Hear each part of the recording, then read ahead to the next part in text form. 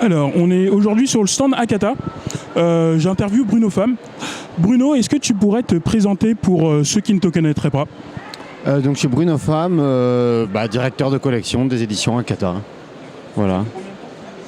Que je suis chez Akata depuis avant chez Delcourt, je travaille pour Akata depuis une dizaine d'années. Et puis ça fait maintenant 5 ans, c'est notre 5e année en indépendant.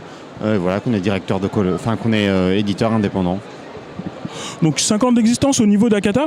Est-ce que tu pourrais nous tirer un petit peu un bilan de l'expérience que vous avez dessus?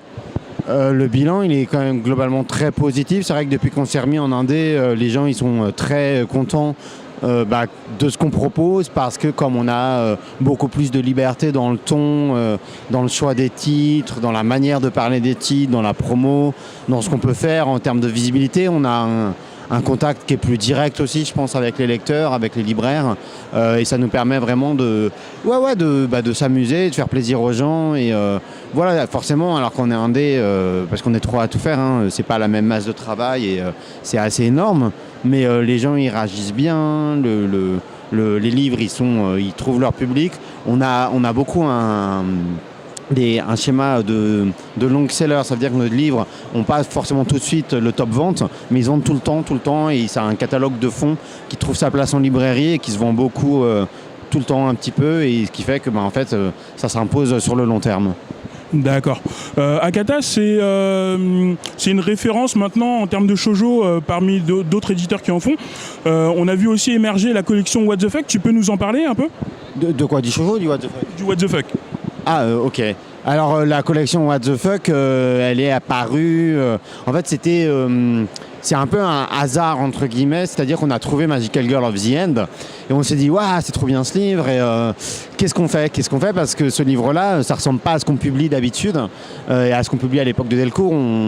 Et on était un peu embêtés, on s'est dit waouh, à côté des autres livres qu'on fait, c'est un peu en décalé quand même. Et de fil en aiguille, on s'est dit on va créer une collection What the Fuck. Et dès qu'on a eu cette idée de concept de collection What the Fuck, on a compris que ça serait un vivier assez énorme et qu'on pourrait beaucoup s'amuser éditorialement, proposer beaucoup de choses assez inédites.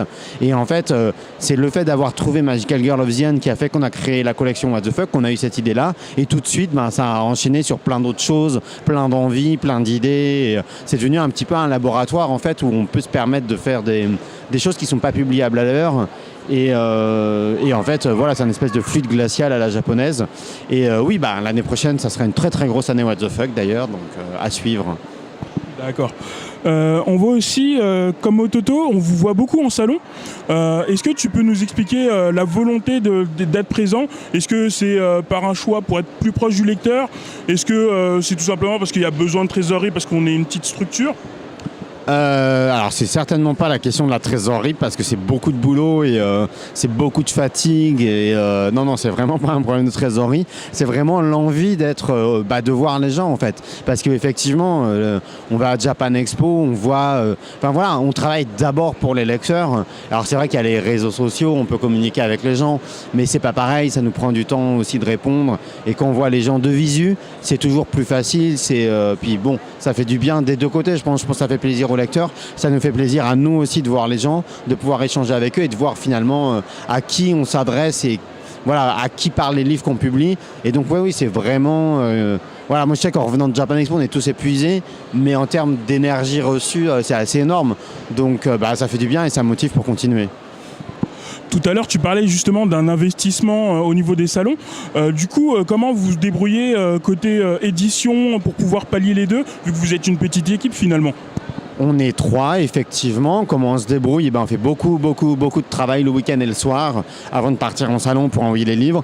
Là, on a notre bouclage qui est des livres du mois d'août. Notre deadline imprimeur, c'est lundi. Donc c'est un peu hardcore, on a commencé à envoyer plein de trucs à l'imprimeur avant, et on va négocier un peu pour gagner du temps et un peu de délai mardi, mercredi pour envoyer nos nouveautés. Mais on bosse, et on compte pas trop nos heures. Akata, c'est du shoujo, il y a du what the fuck, il y a aussi du shonen comme Prisonnier Riku ou Billion Dog. Est-ce que tu peux nous en dire plus dessus? Sur quoi? Sur cette ligne. Est-ce que la ligne plus shonen Là, pour le moment, on ne voit pas forcément beaucoup de renouvellement au niveau de nouveaux titres annoncés. Est-ce que justement c'est une pause? Est-ce que vous attendez par exemple que Prisonnier Riku se termine pour sortir de nouveaux shonen? Alors, des shonen, en fait, attention, il y en a plein cachés dans la collection What the Fuck. Il y a World War Demons, qui est un shonen manga. Il y a Pillow Beer, qui est un shonen manga.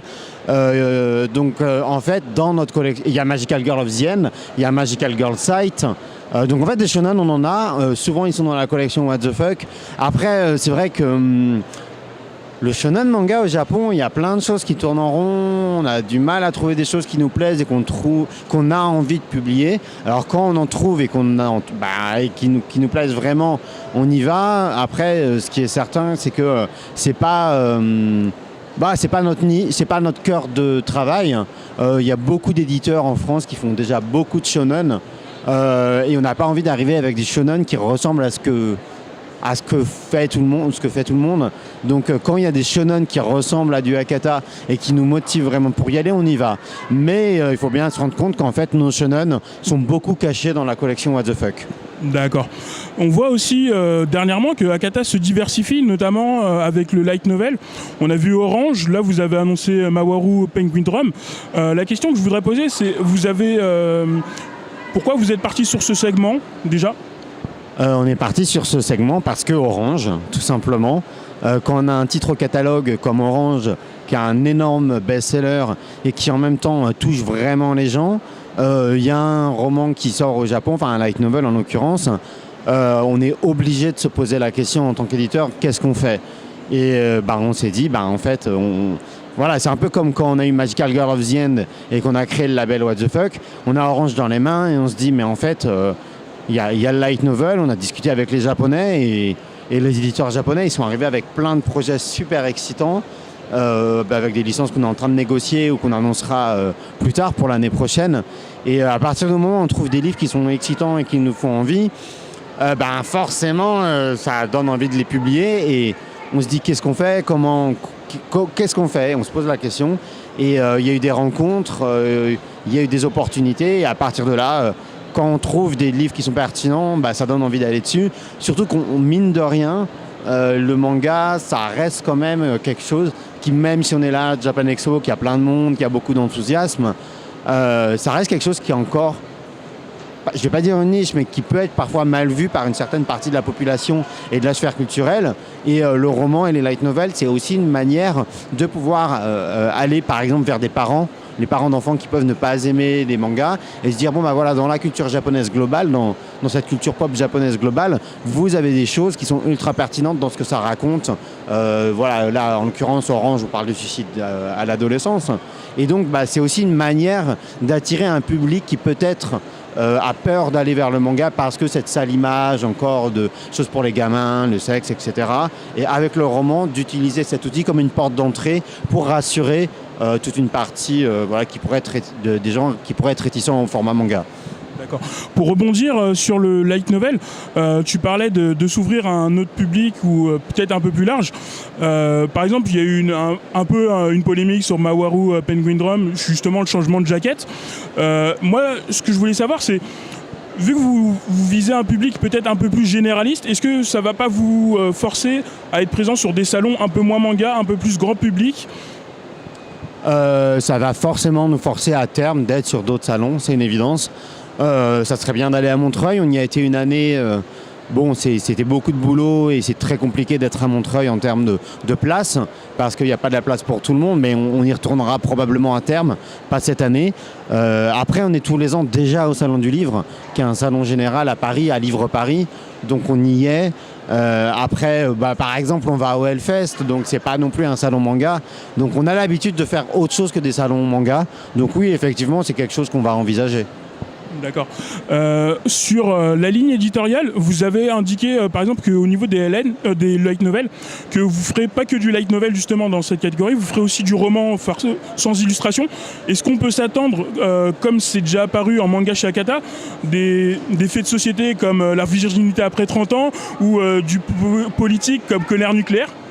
Alors, pour l'instant, la collection Young Novel, c'est une collection Young Adult, donc 15+. C'est pas une collection politique, c'est pas... après, pardon.